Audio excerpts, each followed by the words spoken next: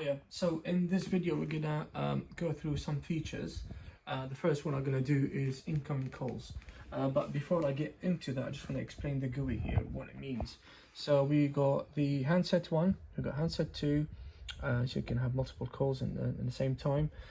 These little sections here, we call them applet. So in this case is a call status, so we can see incoming, on hold calls. Monitor is what we see the private wires, as we showed you before.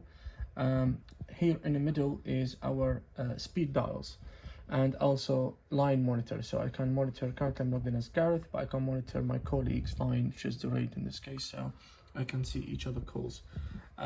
We also have another speed dials there. Some of these speed dials comes in a different color. These ones are a shared line, so shared line could be shared by across the whole team, which is advertised to your customer, and the calls will come into line 1, line 2, line 3 and onward, where everybody else can monitor these lines and pick them up, etc. So what I'm going to do now is to make an incoming call. So I'm going to call 1203, which is my extension from an external phone, Cisco phone in this scenario. First call came in here, as you can see. Just for purpose of having multiple calls, I'm going to make another call from this device. And now I can see the call queuing, so I've got 2 calls and I can decide which one to pick. So I'm gonna end this one and end up with 1 call. To answer it, you click on that.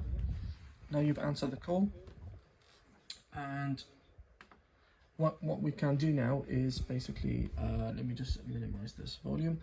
We can put a call on swap. So currently I'm on my left handset. If I click on swap, you go into my right handset. The idea behind that is not really handsets. If you can imagine, I've got left handset here, and then this call is going to take longer. Then I can swap it into my headset, perhaps, if that would be a headset, and I'll go around the office, for example. So that's what the idea behind this swap here. Another button, as you can see there, is called hold. Very simply, if you want to hold it, just click on hold. You can see that call's being put on hold on that side.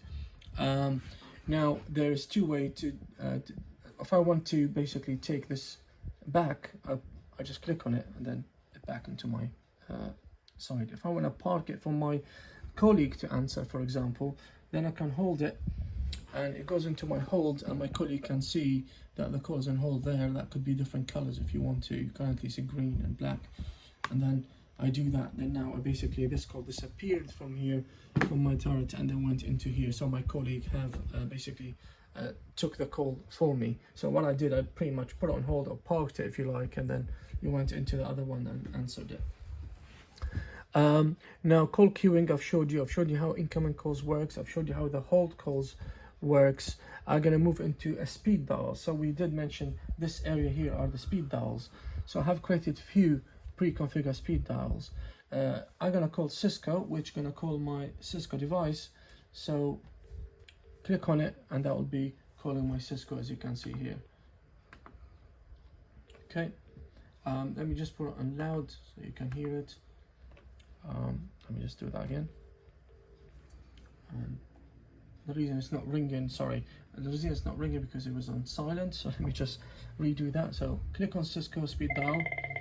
As you can see now, the volume is up, so I can the call has been answered, and then I can end the call by clicking end.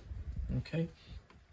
So that's the speed dials. I can have many speed dials here, and I can have multiple pages with different labels for my speed dial. So I've got home, London office, Singapore office, etc. You can relabel that as you wish, and you can group them the way you wish as well, with different colors. As you can see, these ones are in gray. On my home page, they're in different colors, so it's very customizable. Now, if I have a contact speed dial with multiple numbers, which could be the case, could be a desk phone and could be a mobile number. So to dial out, as I showed you, you just click once and you dial.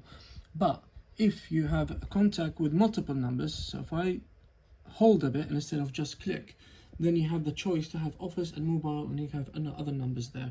So the idea behind this, you have one shortcut or one speed dials with multiple numbers behind it. Exit.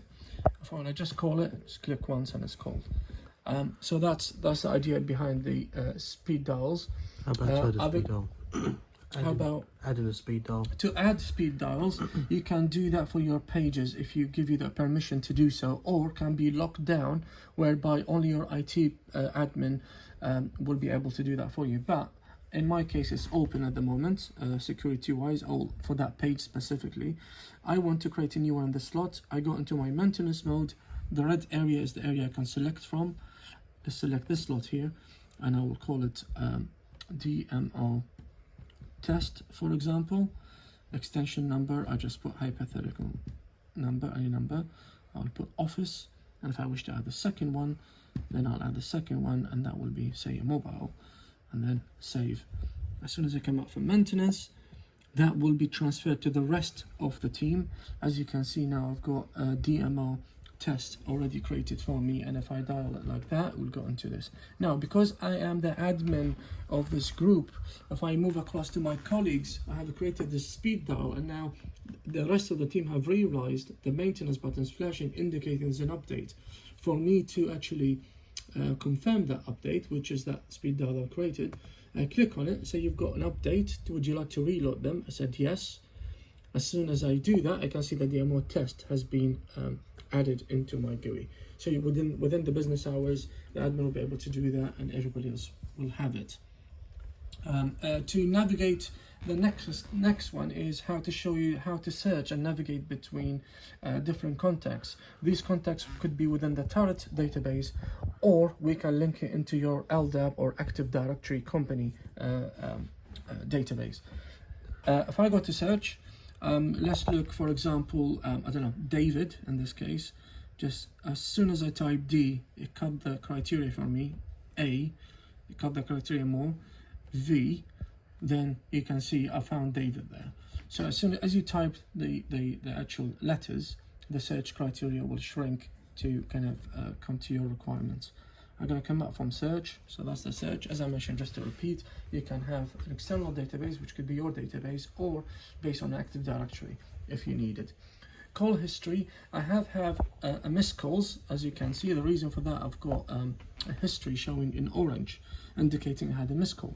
If I click on it, we come up to this page, and I can select which number. I can have multiple numbers. In this case, it's 1201. I can see there is a state of missed calls here, and also I can see, you can see this one is reflected here. We've got this applet already showing that history, but this one will show you more detailed. So there is red status and there's green status.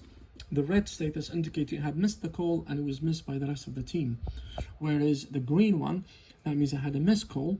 It was missed by me, but my colleague had answered that call for me. To find out who, clicked on that, it says was picked up 1201 extension. Normally, because this is a demo, that will show the name. That will say Gareth, for example, or John, whoever will be your colleague. So you know who actually picked up the call for you. And conferencing, the last bit I would like to show you how to conference someone.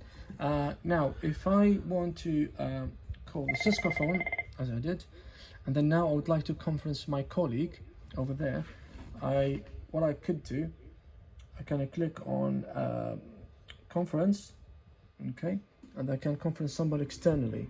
In this case, it will be 1201, or it could be a speed dial, for example. Now, Gareth have answered. Now he's answered. I hit on conference again, and now we're in conference mode. And I can have this with internal or external parties, doesn't matter. Now I'm going to show you another cool feature, which is the last bit here. If I make a conference call again, sorry, let me dial Cisco. Okay, so I'm already on that call. And then also I would like to dial another person here. Let's say I want to dial 1201. Or it could be a speed dial, by the way, but I'm just using the dial pad for now. So now my colleague have answered the call, and I would like to merge these two together. In order to do that, all I have to do is do this, and now in the conference call. So if I'm talking to two parties, just merge them on touch screen, and goes into a conference. So that's another way to do a conference call. And now I'm going to end that conference call, and that will be it for this video. Thank you.